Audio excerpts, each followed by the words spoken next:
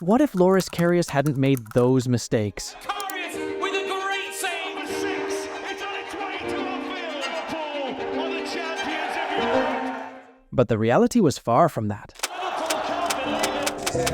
In front of the Liverpool fans. 2 goalkeeping errors tonight by Karius. What a night in Kiev. That night ruined the career of Loris Karius. But what about other world-class players who faced similar downfalls? In today's video, we are going to tell you about some of the greatest ones, the footballers who, despite their fantastic form, have disappeared into the depths of history and now play a marginal role on football grounds all over the world. The stories of all the players you'll hear about today have one thing in common: they don't end happily. Jadon Sancho. The young boy was born on the 25th of March 2000. Jadon is a talent of Manchester City's youth academy. It was there that he developed his incredible skills at a young age. From the beginning, he was an important part of the youth teams of the Citizens. At various levels of junior play, Jadon played as many as 35 professional matches in the blue shirt and scored 20 goals. Those fantastic numbers made him stand out from the other kids. His speed, excellent technique, and goal-scoring drive were noticed by the coaches of England's youth national teams, in which Sancho also played a very important role. His greatest success in youth football was winning the Under-17 World Cup in 2017. That team was led by Steve Cooper, and in addition to Sancho, the squad included Emile Smith-Rowe, Mark Guéhi, Phil Foden, Oliver Skipp, Conor Gallagher, and many other players well known to us from the Premier League. During the tournament, Jadon scored 3 goals and caught the attention of Borussia Dortmund scouts. The club from Signal Iduna Park bought him in the summer of 2017 for €5 million, which for Sancho's skills and future contribution to Borussia's results was a really good deal. The young boy initially played in youth teams, but the coach quickly spotted his talent, and he made his debut for the senior squad on 21st of October 2017. He came off the bench for 6 minutes in a match against Eintracht Frankfurt. Jadon burst into the first 11 and was already an important link in Lucien Favre's team in the 2018-2019 season. With Borussia, he won the German Cup and German Super Cup. Between 2017 and 2021, Sancho played 137 games in Dortmund, scored 51 goals, and made 64 assists. He was desired by all the major European clubs, but finally, in 2021, Jadon Sancho moved to Manchester United for €100 million.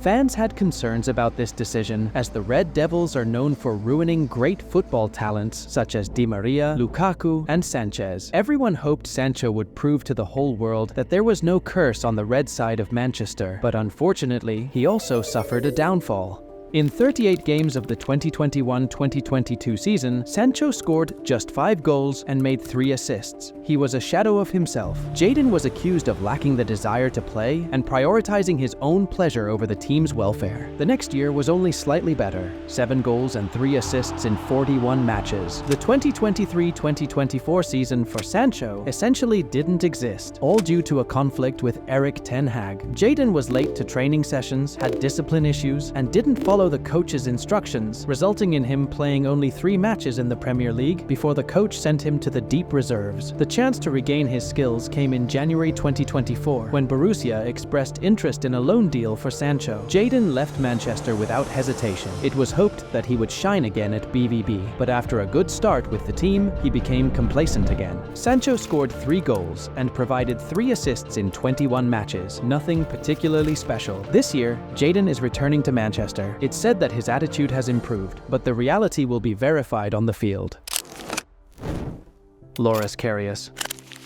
The German goalkeeper was born in 1993 and took his most significant steps in youth football at VfB Stuttgart and Manchester City, but he never made a senior team debut for either of these clubs. From the Citizens, he was loaned to FSV Mainz, where he began his adventure in professional football. In the 2011-2012 season, he played several matches for the team's reserves, and Mainz decided to sign the goalkeeper permanently. He had to wait until the 2013-2014 season to get into the first team. For 2.5 seasons, he consistently performed well in the Bundesliga, where he played 96 matches. He did his job well enough that in 2016, Liverpool took an interest in him. At that time, with Jurgen Klopp just beginning his work at Anfield, Liverpool wasn't yet in contention for the Premier League title, but attention from such a prestigious club was impressive and a source of pride. He made his Premier League debut on 24th of September 2016 in a match against Hull City. Throughout the 2016-2017 season, the German played 16 times for Liverpool in all competitions, fiercely competing for a place in the starting 11 with the more experienced Simon Mignolet. In the second half of the 2017-2018 season, Loris Karius solidified his position at Liverpool and frequently took his place in goal. The Reds were performing brilliantly in the Champions League at that time. They reached the final, where they faced Real Madrid. He played a significant role in their journey by keeping clean sheets in 6 Champions League matches. However, everything good came to an end on the day of the final in Kyiv. In the 51st minute of the match, Loris Karius attempted to throw the ball out from his own goal area. Unfortunately, he failed to notice that Karim Benzema was standing very close to him, and he accidentally hit the ball against Benzema's leg, causing it to roll unluckily towards the goal. Sadio Mane quickly equalized, but in the 64th minute, it was 2-1 after a phenomenal overhead kick from Gareth Bale. This time, the Liverpool goalkeeper had no chance, but in the 83rd minute, he made another unexplainable mistake. The ball was coming towards him at a calm pace, and Karius tried to punch it away. Unfortunately, he failed to do so, and the ball ended up in the net. The German buried his head in his hands with nothing to justify himself. Real Madrid won their 13th Champions League title, and the whole world was wondering what caused him to make such absurd mistakes. After the match, he broke down in tears and apologized for his decisions. However, the fans were unforgiving. Karius was insulted on social media, and he even received death threats. A few days after the terrible final, doctors examining Karius determined that he had suffered a concussion after an accidental elbow attack by Sergio Ramos, which was deemed to be the cause of the goalkeeper's disastrous performance. Liverpool won the Champions League the following year, but with Alisson Becker as their goalkeeper. Meanwhile, Loris Karius found himself in exile. The 2018 Champions League final was his last match for Liverpool and became a symbol of his footballing downfall. Loris was never considered one of the world's top goalkeepers, but he was regarded as a solid player. One match changed the perception of him forever. As a result, Karius was loaned to Besiktas for nearly 2 seasons, where he served as the first-choice goalkeeper. He somewhat bounced back there, but his name was never associated with top clubs again. He played 55 matches in the Turkish league. Afterwards, he had a short and unsuccessful period at Union Berlin, and then he was signed by Newcastle United, where he was the third-choice goalkeeper and played only 2 matches. As of 1st of July 2024, Loris Karius is without a club. Dele Alli. The Englishman was born on 11th of April, 1996. He is the son of a Nigerian father and an English mother. Dele grew up in Milton Keynes, where he took his first steps in football starting in 2007. He spent his entire youth career at MK Dons and made his senior debut there. This occurred on 29th of December 2012 in a match against Coventry City. In 2013, he permanently joined the senior team, which was playing in League One, the 3rd tier of English football. Dele was only 17 years old, but he immediately became a very important player for MK Dons. He frequently started in the first 11, and in the second half of the season, he had a streak of 15 matches where he played the full 90 minutes. Ali was unpredictable on the field from the beginning. He loved one-on-one duels and was a good dribbler. He also knew how to score goals, which he demonstrated in a match against Notts County when he netted a hat-trick. During the 2013-2014 season, he played 37 times, scored 7 goals, and provided 4 assists, which is a promising result for a debuting teenager. The 2014-2015 season was even better. Dele started almost every league match and was an important player of the team. Ali's standout performance at MK Dons was in the second round of the EFL Cup against Manchester United, where the 3rd-tier team won 4-0. At that match, scouts from the top English clubs noticed him. His phenomenal performances led to a call-up to England's youth teams and a sensational transfer to Tottenham Hotspur in the final hours of the winter transfer window. Spurs paid as much as £5 million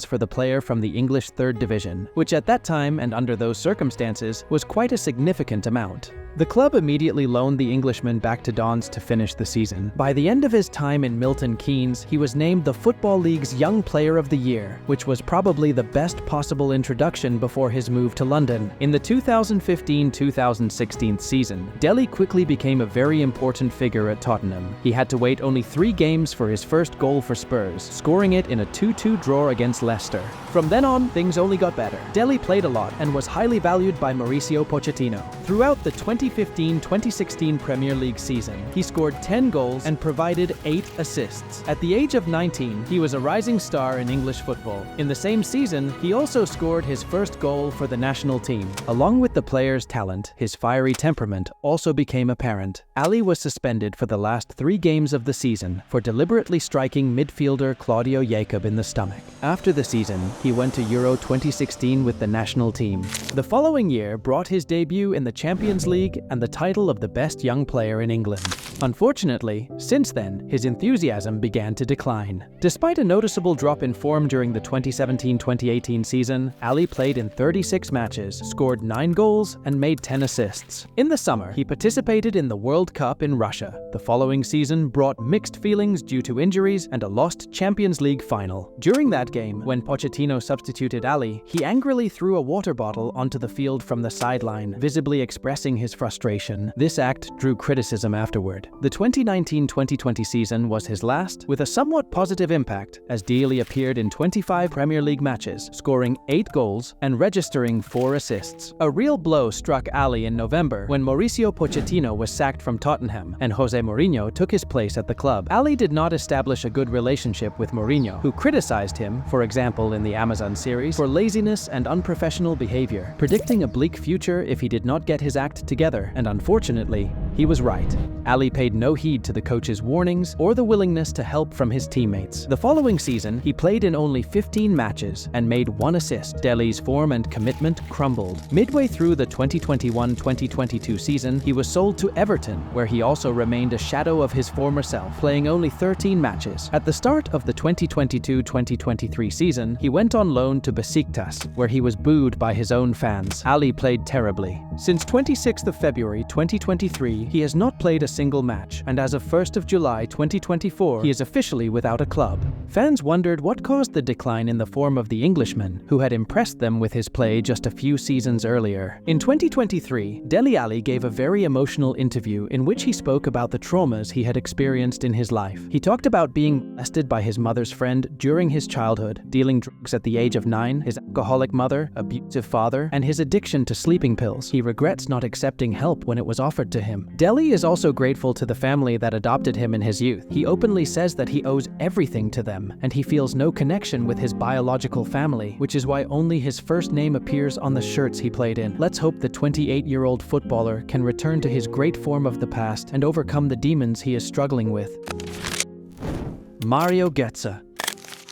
The German was born in 1992 and began his football career with SC Ronsberg and Eintracht Hombruch before joining Borussia Dortmund's academy at the age of 8 in 2001. There, he won the German Under-17 Championship in 2007-2008 and the Under-19 Championship in 2008-2009. Götze also had a successful run with Germany's youth national teams, particularly the Under-17 team, where he played 13 matches, scored 5 goals, and helped win the 2009 Under-17 European Championship. That same year, he received the Fritz Walter Medal for being one of Germany's best young players. In November, Götze made his debut for Borussia Dortmund's senior team, coming onto the field in the 88th minute of the match against Mainz. After the winter break, Jurgen Klopp regularly gave Götze playing time, but his full integration into the team was halted by an injury, unfortunately one of many. Mario tore a muscle fiber and was sidelined for the remainder of the campaign. In the 2010-2011 season, Götze was trusted by the coach from the beginning and regularly started in the first 11. He became one of the pillars of Borussia Dortmund's famous championship-winning squad of the 2010-2011 season. He was an incredibly creative player, had excellent vision on the field, and wasn't afraid to dribble. Alongside Kagawa, Kale, and Sven Bender, he was a key force in BVB's midfield. Matthias Sammer called him one of the greatest talents German football has ever seen. The media couldn't stop praising him. The following season, he continued to play very well, but his strong start was overshadowed by another injury. Götze was out of the game from December to April, as a result of which the coach gave him only 10 minutes of play in Euro 2012. In all competitions, the German played 26 matches, scored 7 goals, and provided 8 assists. These were still impressive numbers, and as a result, he was continuously regarded as a great talent. BVB extended his contract until 2016, reassuring Dortmund fans that their golden boy would stay with them longer, especially since Mario often spoke about his love for the club. The 2012-2013 season was individually the best of his career.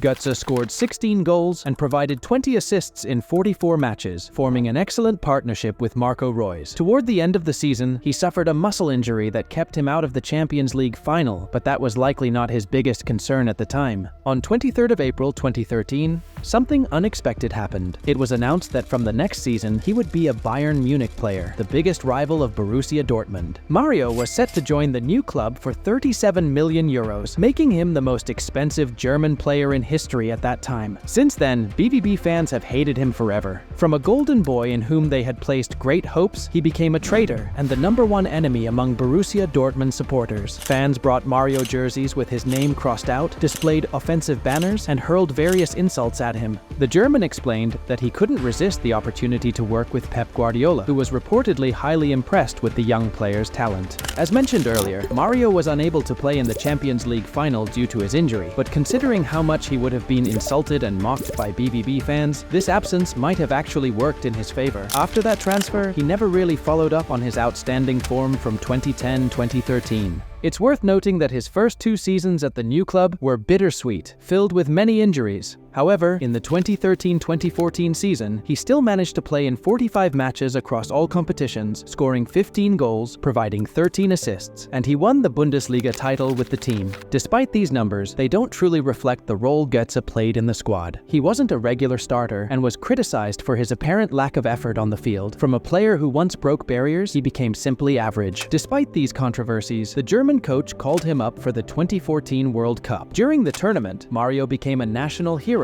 when he scored the winning goal in extra time of the final against Argentina, securing Germany's first World Cup title in 24 years. Götze was on the front pages of newspapers, just like at the beginning of his career. At only 22 years old, he had already become the symbol of an iconic moment in his country's history. Things seemed to be going perfectly, especially since his next season at Bayern was impressive. He avoided injuries and scored 15 goals with 7 assists in 48 matches. However, it was also noticeable that Götze was fading, as if he knew he wouldn't be able to reach a higher level. Mario slightly changed his playing style. From being a typical playmaker, he became a player who looked more often for opportunities to score goals himself, which is why his number of assists decreased. Götze's last season at Bayern was much worse, primarily due to injury. He didn't play from October to March and managed only 6 goals and 4 assists in 21 matches. The bitterness was compounded by the fact that Pep Guardiola, with whom Mario had a fantastic relationship, left the club after the season. Götze's adventure at Bayern did not give cause for any optimism about his future career. In 2011, he received the Golden Boy Award, but by 2016, he was returning to Borussia Dortmund with shame. He won a lot with Bayern, but it was clear that this player was capable of much more. Things didn't improve much afterward. Götze's performances at Borussia Dortmund in the following seasons were average, and he never managed to secure a permanent spot in the starting lineup. Despite playing over 200 matches for Dortmund, his betrayal and the controversial circumstances surrounding it prevented him from earning the status of a club legend. In 2020, he moved to PSV, and in 2022 to Eintracht Frankfurt, where he still plays today. There, he rebuilt his career somewhat, although that wonderful Götze will probably never be seen again.